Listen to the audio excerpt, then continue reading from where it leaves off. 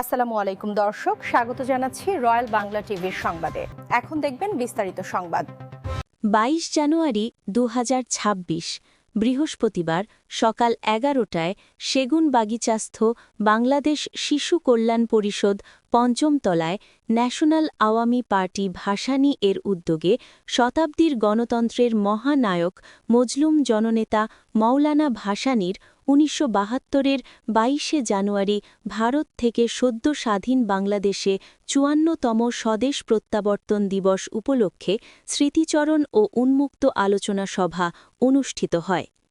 প্রধান অতিথি হিসেবে বক্তব্য রাখেন ন্যাশনাল কংগ্রেস বাংলাদেশের চেয়ারম্যান সাবেক ছাত্রনেতা কাজী সাব্বির, ন্যাশনাল আওয়ামী পার্টি ভাসানী সভাপতি স্বপন কুমার সাহার সভাপতিত্বে ও মহাসচিব মনসুর রহমান শেখের সঞ্চালনায় বিশেষ অতিথি হিসেবে উপস্থিত ছিলেন সংগঠনের সিনিয়র সহ-সভাপতি মোহাম্মদ নাজিম উদ্দিন, বীর মুক্তিযোদ্ধা মোহাম্মদ আমিনুল হক ভূঁইয়া, মুক্তিজোটের পরিচালনা বোর্ড প্রধান মোহাম্মদ শাহজামাল আমিরুল, ছড়াকার টিমুনি খান বিনো, বিশিষ্ট নারী নেত্রী আখি খান, ইসলামিক সমাজতান্ত্রিক পার্টির চেয়ারম্যান মোহাম্মদ তালেবুল ইসলাম, সংগঠনের সিনিয়র সহ-সভাপতি নাজিম উদ্দিন প্রমুখ।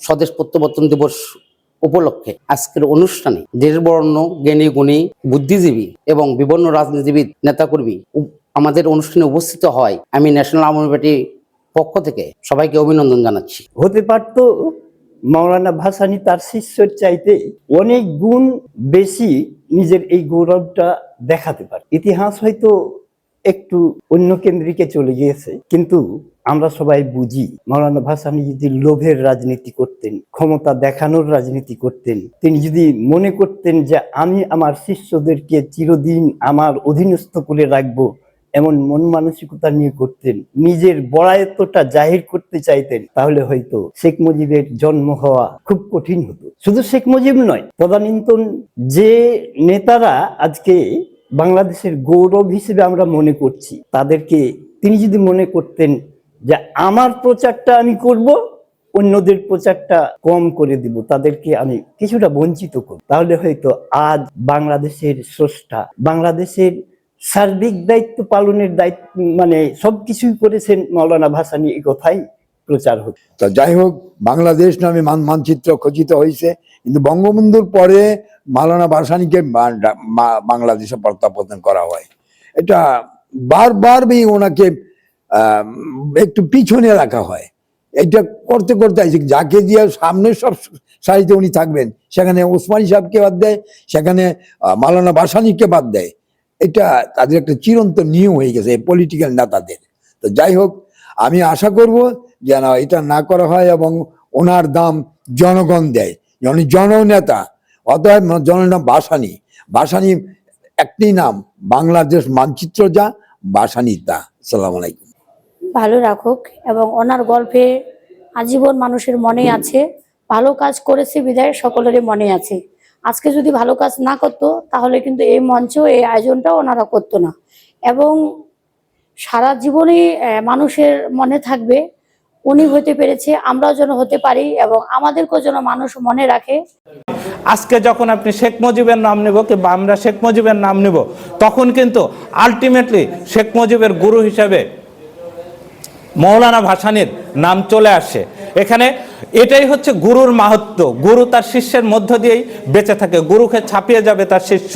এটাই ইতিহাস। ইতিহাস এটাই বলে, ইতিহাসের পরম্পরাই এটা, যে সবসময় শিষ্য তার গুরুকে ছাপিয়ে গেছে এবং শিষ্যর মধ্য দিয়েই তার গুরু জীবিত থেকেছে।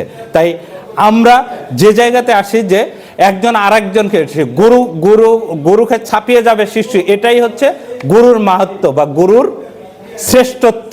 এটাই গুরুরা সবসময় চায়। তো সেই সৈয়দ আবুল মকসুদ তাকে নিয়ে বের করলেন একটি সম্পাদিত স্মারক গ্রন্থ। আপনারা বিশ্বাস করবেন কিনা, সেটিও তার যে লেভেলটা, সেই লেভেলে প্রচুর বইটা, সেই মানে তার যে ক্ষেত্র, সেখানে বইটা প্রচুর চলেছে।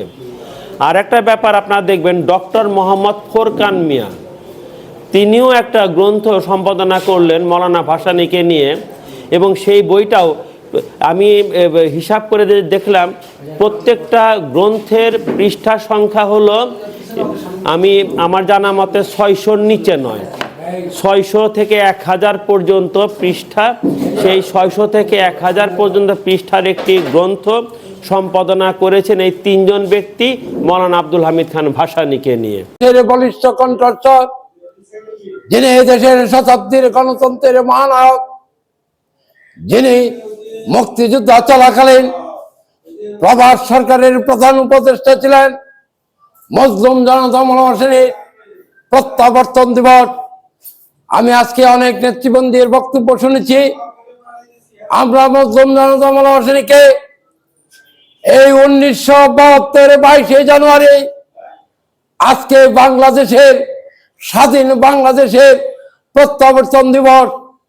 আজকে বুঝতে হবে ওই 22 তারিখ 16ই ডিসেম্বর স্বাধীনতা পেয়েছে আমার প্রতিবেশী দেশে ভারত থেকে। আজকে পাকিস্তানতে, যেখানে পশ্চিম পাকিস্তানতে শেখ মুজিব লন্ডন হয়ে 10ই জানুয়ারি প্রত্যাবর্তন করেছেন, মৌলানা ভাসানীকে কেন 22শে জানুয়ারি প্রত্যাবর্তন করেছেন সেই প্রশ্ন আজকে বুঝতে হবে। ওই রাজনীতির ষড়যন্ত্রকারী মজলুম জনতা মৌলানা ভাসানী 1949 সালে আওয়ামী মুসলিম লীগ প্রতিষ্ঠিত করেছিলেন।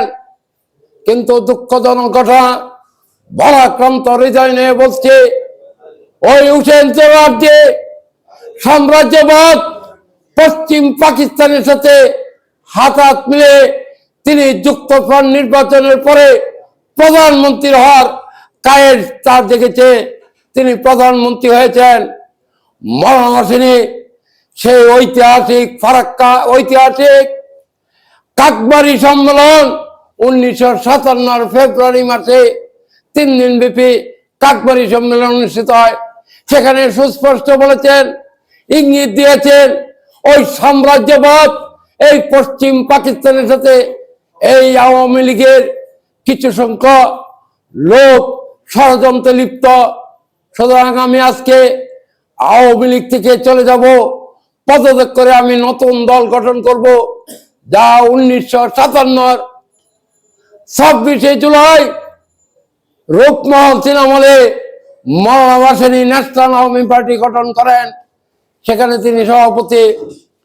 আমরা মনে করি মৌলানা ভাসানী গণতন্ত্রের জন্য লড়াই করেছেন আজীবন। বাংলাদেশ এবং ভারত একদম কাছাকাছি, পাশাপাশি। ভারতের ভাষায় আমরা একই রাজ্যে, কিন্তু মাওলানা ভাসানীকে আসতে হয়েছে 22শে জানুয়ারি। কেন? এটা বাংলাদেশের আওয়ামী লীগের নেতৃবৃন্দ এবং তৎকালীন ভারত সরকারের একটি গভীর ষড়যন্ত্র ছিল।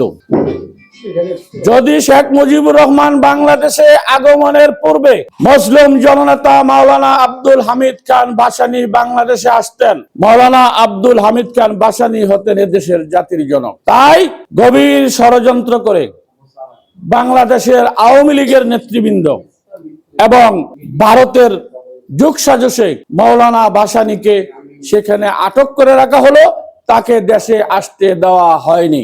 আজকে সময় এসেছে, আজকে যে ইতিহাস পাঠ্যপুস্তক, আমি সরকারকে অনুরোধ করব এবং 12ই ফেব্রুয়ারির পর যে সরকার গঠন হবে, যে দলেরই সরকার হোক, আমি আহ্বান জানাচ্ছি মাওলানা ভাসানীকে স্বাধীনতার স্বপ্ন দ্রষ্টা হিসাবে পাঠ্য বইয়ে লিপিবদ্ধ করতে হবে। এই প্রজন্মকে স্বাধীনতার প্রকৃত ইতিহাস জানতে হবে। এই প্রজন্মকে স্বাধীনতার ইতিহাস জানার জন্য তৎকালীন মেজর জিয়াউর রহমানকে স্বাধীনতার ঘোষক হিসেবে পাঠ্য বইয়ে লিপিবদ্ধ করতে হবে।